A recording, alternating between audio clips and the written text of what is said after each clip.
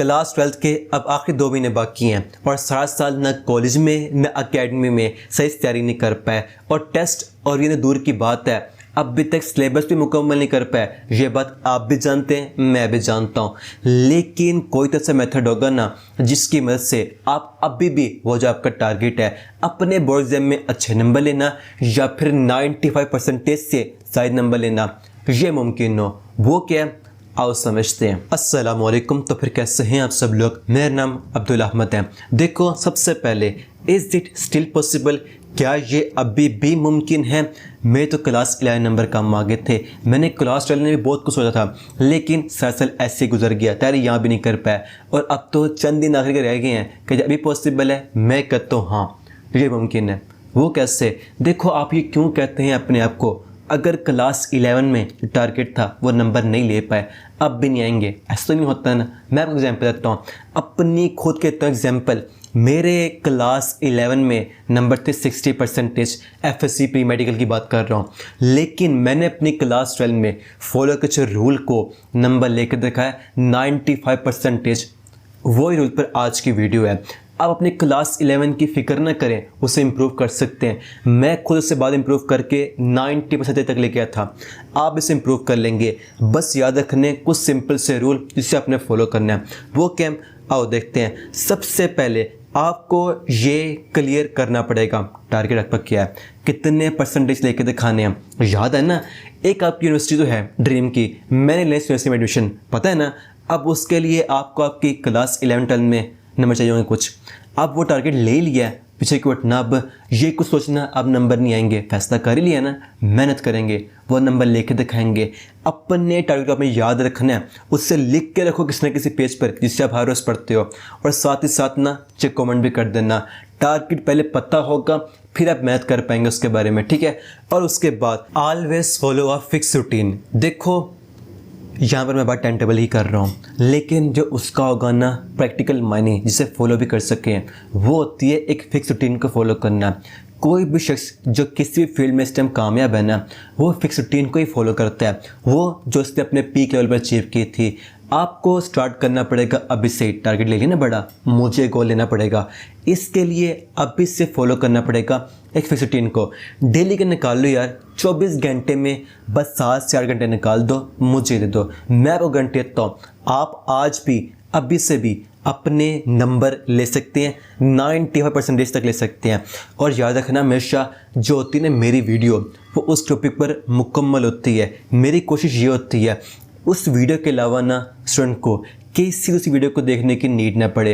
अगर मैं बात करूँ ना फिक्स रूटीन की, सिर्फ ऐसे बात नहीं कर रहा 7-8 घंटे कर लो, मैंने आपके लिए तैयार किया एक मुकम्मल टाइम टेबल तैयार किया हुआ है, ठीक है। अभी बात रमज़ान चल रहा है ना, ये टाइम टेबल रमज़ान का है, जब आएंगे दिन दूसरे टाइम टेबल उसका भी होगा, जिसमें मैंने मुकम्मल लिख दिया आपने किस टाइम से किस टाइम तक क्या काम कर सकते हैं। जिससे क्या होगा, आप डेली बेस पर 8 से 10 घंटे डीपली अपना काम कर सकते हैं। 6 घंटे की नींद भी है और टाइम टेबल है जिसको फॉलो करके आप आराम से आज से भी अभी से भी तैयारी करके अपने बोर्ड एग्जाम में ना 95% से ऊपर भी नंबर ले सकते हैं। मैं ऐसे बात नहीं कर रहा, मैंने खुद फॉलो करके लिए थे और इसको फॉलो करके स्टूडेंट ने तक लिए थे, तभी आपको ये बात कर रहा हूँ, ठीक है। आपको ना मिल जाएगी चैनल पर भी और डिस्क्रिप्शन पर भी इसकी मुकम्मल वीडियो है जहाँ मैंने बताया हुआ है आपने इसको फॉलो कैसे करना है, ठीक है। इसे मस्ट वॉच कर लेना और आपको ये टाइम टेबल मिल जाएगा, डिस्क्रिप्शन में लिंक मिलेगा वर्स चैनल का, वहाँ आपको टाइम टेबल मिल जाएगा, ठीक है। नंबर 3, सेल्फ स्टडी करना। देखो आपको ना अपनी रिस्पॉन्सिबिलिटी को उठानी पड़ेगी, किसी कॉलेज पर किसी अकेडमी पर डिपेंड नहीं करना। बोलो तो कितना आगे निकल गए हैं, उनका काम है सिलेबस को करना और चले जाना। अगर तो आपकी तारीफ उनसे नहीं हो पा रही देन अपने तरफ को खुद करनी पड़ेगी। याद है ना अपनी क्लास 11 1 नंबर के कम आए थे, इस वजह से ना एग्ज़ाम के पास जाकर सीरियस हुए थे, मेहनत की थी लेकिन टाइम पर स्टार्ट नहीं कर पाए, जिसकी वजह से सिलेबस मुश्किल कवर हुआ था। प्रैक्टिस करना रिवीजन करना तो दूर की बात है, नहीं कर पाए थे ना। इसलिए आपको स्टार्ट करना पड़ेगा अभी से। जो आती मेन प्रॉब्लम वो क्या आती है, प्लान की आती है। हाई हमने किस सब्जेक्ट को चलना कैसे लेकर है। मैंने इस पर अपलोड की थी वीडियो लास्ट ईयर भी और इस साल दोबारा से आ रही होंगी। हर सब्जेक्ट की ना आएगी प्लान की वीडियो 60 डेज़ की, प्रॉपर होगी पेरेंट्स के मुताबिक, जहाँ मैं आपको बताऊंगा। आपने 4 करने चैप्टर, कुछ होंगे लॉन्ग के लिए, कुछ होंगे शॉर्ट के लिए, जो आपके लिए इनफ होंगे उस सब्जेक्ट में फुल नंबर लेने के लिए या अच्छे नंबर से पास होने के लिए, आपका टारगेट जो भी क्यों ना हो। और साथ ही साथ ये बताऊंगा वहाँ पर ना बच्चों को आती है प्रॉब्लम कौन कौन सी, उसका सोल्यूशन क्या है, और साथ ही साथ एक प्रॉपर प्लान तक होगा आपने किस चैप्टर को करना किस टाइम में। आ रहे होंगे मुकम्मल इसकी वीडियो, और फिर उसके बाद आपके ना एग्जाम के पास जाके आ रहे होंगे 1 शॉट लेक्चर होंगे जो कि बेसिकली होंगे रिवीजन के लिए। क्योंकि देखो ना, पहले महीने का किस चीज़ का आपका ना जो प्लान है वो क्लियर हो, आपने फॉलो करना है हर सब्जेक्ट में किस प्लान को, किस रोड मैप को, वो क्लियर कर लेंगे। फिर उसके बाद आ रहे होंगे आपके लेक्चर, वहाँ पर जो होगी आप चैप्टर में बुक में करने वाली मर्ड चीज़ वो कवर कर रहे होंगे। ठीक है, तो फिर चैनल को ना सब्सक्राइब कर सकते हो, क्योंकि आपके लिए इसी चैनल पर आ रही होंगी बहुत ही हेल्पफुल और मज़ा चीज़ें आ रही होंगी। ठीक है, और उसके बाद देखो मैं आपको प्लान शेयर करूं, हमने करना कि नेक्स्ट 6 डेज़ में हम कोशिश ये करेंगे कि 40 से 45 डेज़ जब नेक्स्ट आ रहे होंगे इसमें किसी तरीके से ना अपना सिलेबस कवर करके दिखाएंगे। ज़रूरी नहीं है कि आपको आपकी बुक के पहले पेज के पहले वर्ड से लेकर आखिरी पेज आखिरी वर्ड तक सब कुछ करना पड़ेगा, वो तो कर भी नहीं सकते, उसका टाइम भी नहीं है। हमने करनी है स्मार्ट स्टडी, मतलब देखो ना, होते हैं गिनती रेट होते हैं, लॉन्ग के लिए होंगे, चंद होंगे शॉर्ट के लिए, हम वो करेंगे। मैं आपको मुकम्मल प्लान बता दूंगा। ठीक है, और उसके बाद फिर कोशिश हमारी होगी 15 से 20 दिन के अंदर ना बाद में उसी को बार बार रिवाइज कर सकें और टेस्ट भी दे सकें। क्योंकि सिंपल सी बात है, आप अब टेस्ट में सवाल लिखेंगे तब भी बोर्ड एग्जाम जाकर लिख पाएंगे, और आपने अगर बार बार अब रिवाइज किया होगा तब भी आपके एग्ज़ाम हॉल में ना इतने प्रेशर के बावजूद भी आपको पर याद आएगा। अगर आप पढ़ा होगा ना 1-2 बार, वहाँ याद नहीं आता, प्रेशर बहुत होता है, आपको उसे बार बार रिवाइज करना पड़ेगा। और यहीं पर आता है सवाल नंबर 2, कितनी बार रिवाइज करें, कितने हम टेस्ट दें।